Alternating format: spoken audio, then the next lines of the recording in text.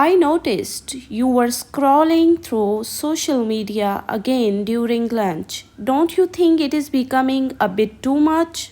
Not at all. It is not just entertainment. It is information, connection, and opportunity combined into one space. I follow pages about science, health, and career development. Every day I learn something new and useful. That kind of free, accessible learning simply was not available to previous generations the way it is today. But what about addiction? People can't even sit through a meal without checking their phones. Almost everything valuable in life requires discipline to use properly. Food, television, even exercise becomes harmful in excess. The problem is never the tool, it is how we use it. Most people have simply never been taught how to use social media wisely. They were handed a device and left to figure it out alone. Basic digital literacy could change that completely.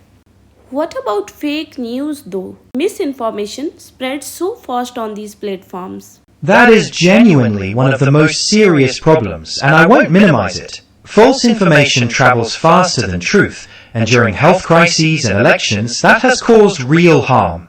However, social media has also broken the monopoly powerful institutions once had over information. Whistleblowers and ordinary citizens have exposed corruption that mainstream media was too afraid to cover. The responsibility falls on every user to verify before sharing. I think the damage to young people is what concerns me most. Teenagers especially seems to be really suffering.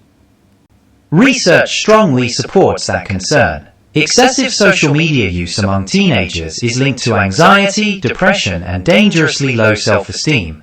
Young people are constantly exposed to filtered images and the pressure to appear perfect online. Their sense of worth becomes tied to likes and follow accounts, which is genuinely harmful. But complete restriction is not the answer either.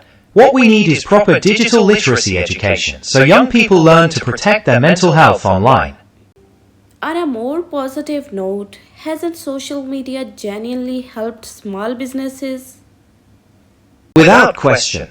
Before social media, building a business required significant capital and years of patience. Today, a person with nothing but a smartphone and a skill can build a real income from scratch. People have turned cooking, teaching, art and writing into full careers through these platforms. In Pakistan especially, women who had no access to traditional employment have built independent livelihoods from their homes. That kind of empowerment is genuinely life-changing. What about social movements? Has social media made a real difference there? Absolutely. Social media has truly revolutionized social movements. Movements that once took years to organize now gain global attention within days. In the past, powerful institutions controlled the narrative because they controlled the media, but social media broke that control completely. However, I must be honest, the same tools have been used to organize harmful groups and radicalize vulnerable people, so the power moves in both directions and cannot be ignored. Privacy is another thing that worries me. These companies seem to know everything about us. Your concern is completely valid. When we use these platforms for free, we are not the customers, we are the product. Every click and search is collected, analyzed, and sold.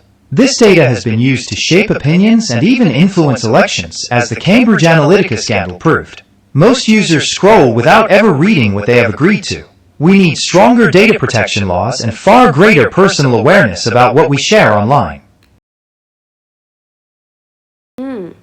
Is there anything about social media that is genuinely good without any dark side? Yes, honest human connection. For people isolated by illness, disability, or loneliness, social media is not a distraction. It is a lifeline. Elderly people stay connected to family. Lonely teenagers find communities where they truly belong. Students connect with mentors and opportunities across the world. Grief support groups and mental health communities have quietly saved countless lives. These daily moments of real connection happen in the millions and deserve to be protected. You have genuinely changed how I see. I was being too quick to judge. Healthy skepticism is never wrong, but social media is simply a mirror of who we already are. It reflects our generosity and our cruelty, our wisdom and our foolishness. It did not create these qualities in us. It only amplified them. The real question is whether we have the wisdom to shape it into something that brings out the best of us. That responsibility belongs to every person who picks up a phone and decides what kind of world they want to help build. Thank you so much. It was a wonderful discussion we had today about social media, the use of social media, and I think it's going to help our listeners too. Have a nice day. You're very welcome. I'm so glad the discussion was helpful. Helping your listeners understand social media responsibly is a fantastic goal. Have a wonderful day.